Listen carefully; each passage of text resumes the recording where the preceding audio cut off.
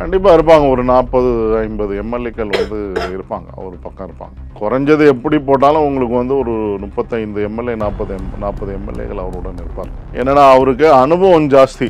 ஒரு தரமான அரசியல் களத்தில் வந்து வேலை செய்யக்கூடியவர் அவர். அவரை நம்பி கட்சி கொண்டு போகலான்றது தான் பல எண்ண ஓட்டங்களும் சசிகலா அம்மையாருக்கும் அந்த எண்ண ஓட்டங்கள் இருந்திருக்கலாம் அப்படின்றதான் என்னோட கணிப்பு.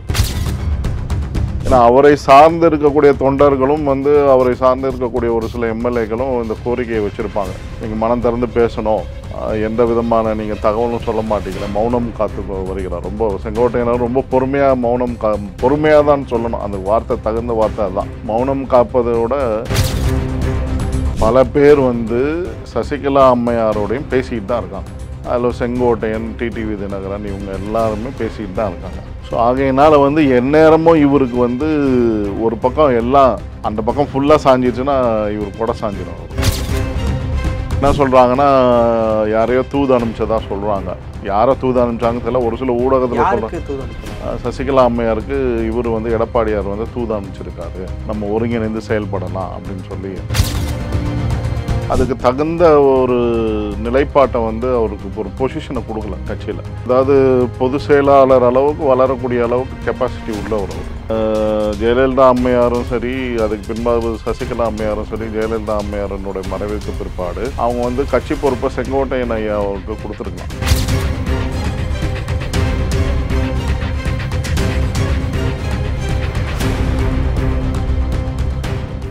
ரியல் ஒன் நேயர்களுக்கு வணக்கம். இன்று நம்மளுடைய நேர்காணலுக்கு அரசியல் விமர்சகரான திரு சரவண பெருமாள் அவர்கள் அணைஞ்சிருக்காங்க. சார் வணக்கம். வணக்கம். வணக்கம் சார். எப்படி சார் இருக்கீங்க? நல்லா இருக்கேன்.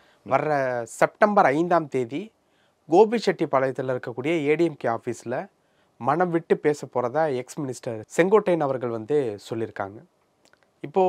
இப்போ மனசு விட்டு பேசுறதுக்கு உண்டான காரணம் என்ன, இல்லை அதற்கு உண்டான தேவை ஏதாவது ஏற்பட்டிருக்கா அப்படிங்கிறது ஒரு கேள்வியாக இருக்குது. செங்கோட்டையன் வந்து எம்ஜிஆர் காலகட்டத்திலேருந்தே இருக்கக்கூடிய ஒரு எக்ஸ் மினிஸ்டர். கிட்டத்தட்ட ஒரு 50 ஆண்டுகளுக்கு மேலே ஏடிஎம்கேல வந்து இருந்துகிட்டு இருக்காரு. என்ன மனம் விட்டு பேச போகிறார்? அனைவருக்கும் காலை வணக்கம். என்னோட கனிவான துணிவான கருத்துக்களை உலக தமிழ் நெஞ்சங்களுக்கு தமிழ் கடவுள் முருகனோட திருவடிகளிலிருந்து தெரிவித்துக் கொள்கிறேன். அதாவது செங்கோட்டையன் ஐயா அவர்கள் வந்து பார்த்திங்கன்னா ஒரு சீனியர் மோஸ்ட், நீங்கள் சொன்ன மாதிரியே வந்து ரொம்ப சீனியர் மோஸ்ட் அனுபவசாலி. அதாவது பொலிட்டிக்கல் ஏரியானாலையும் சரி, பொலிட்டிக்கல் கள நிலவரத்துலையும் சரி, அது மட்டுமல்லாமல் கட்சி தொண்டர்களிடையே வந்து பரவலாக தமிழ்நாடு முழுக்க நல்ல தொடர்புடையவர். நம்ம பியூரோக்ராட்ஸு இவங்ககிட்ட நல்ல தொடர்புடையவர்.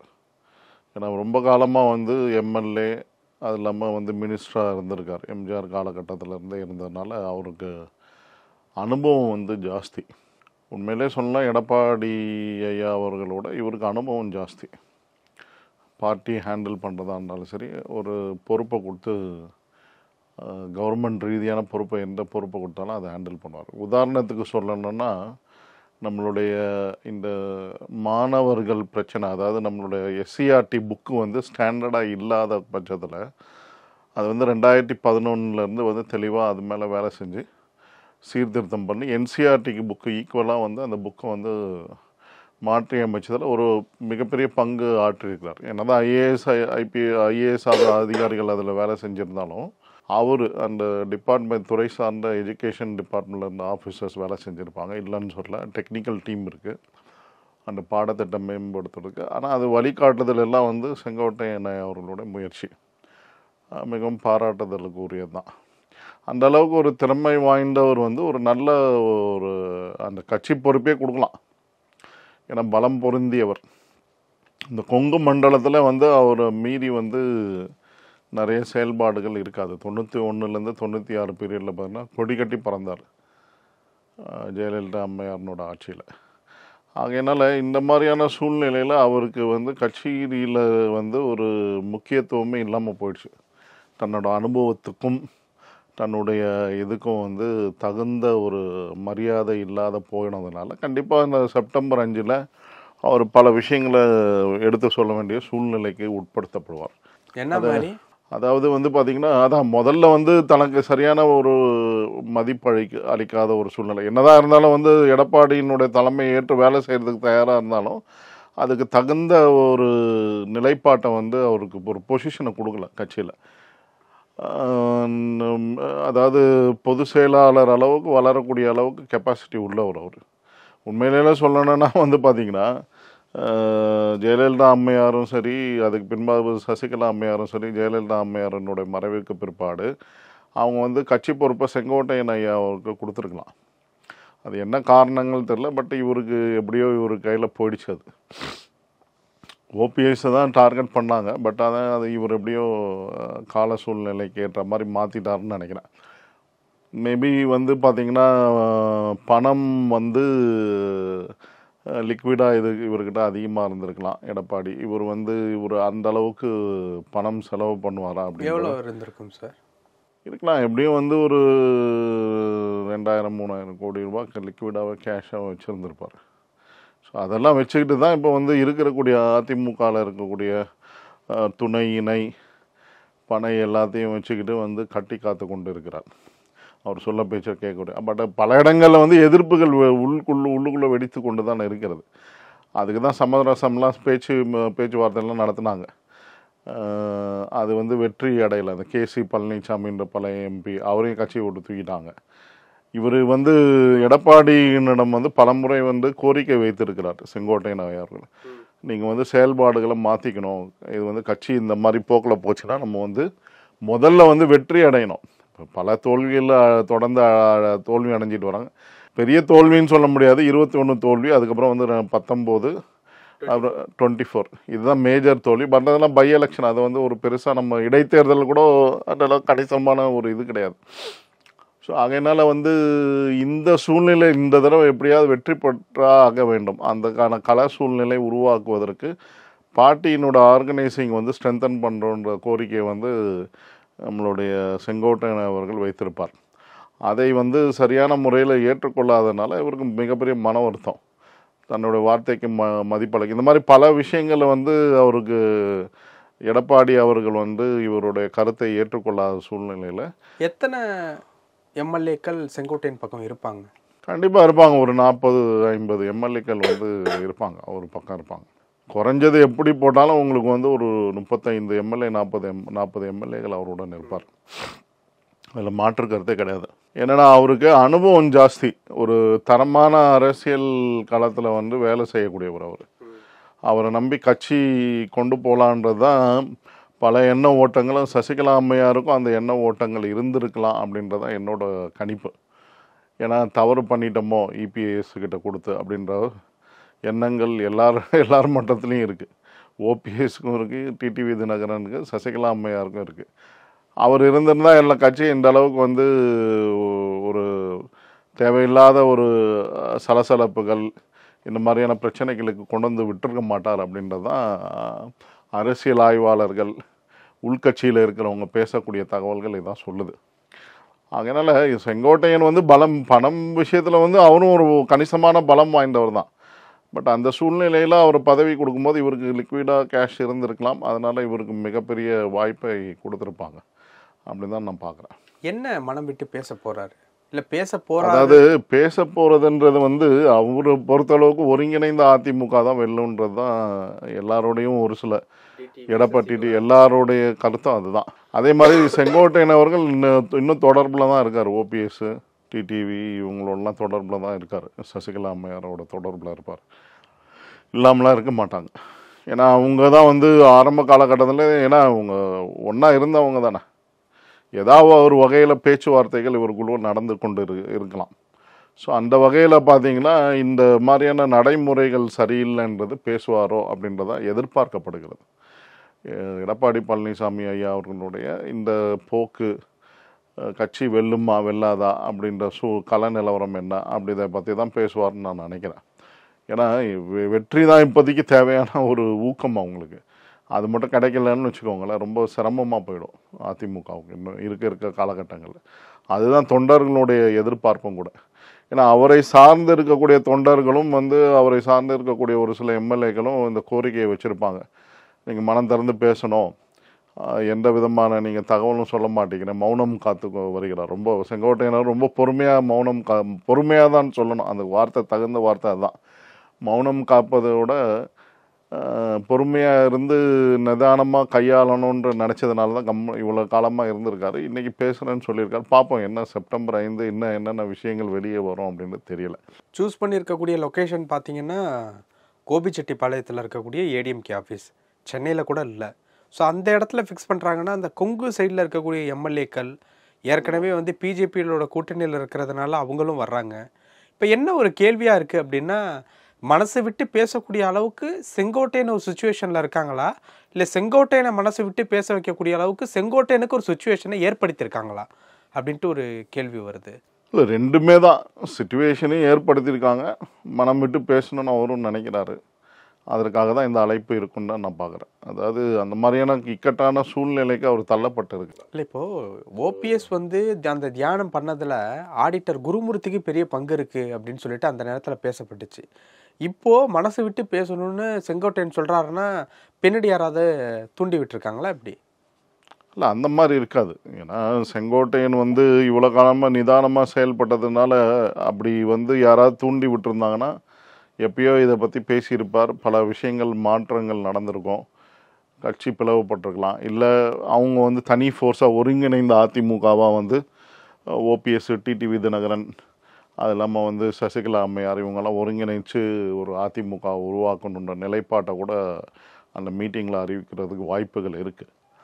ஸோ அந்த மாதிரியான சூழ்நிலை. ஆனால் இது வந்து தூண்டுதல் பேரில் நடக்குதா அப்படின்றது டவுட்டு தான். ஏன்னா ரொம்ப முதிர்ச்சியான ஒரு அரசியல் தலைவர் செங்கோட்டையன் ஐயா அவர்கள்.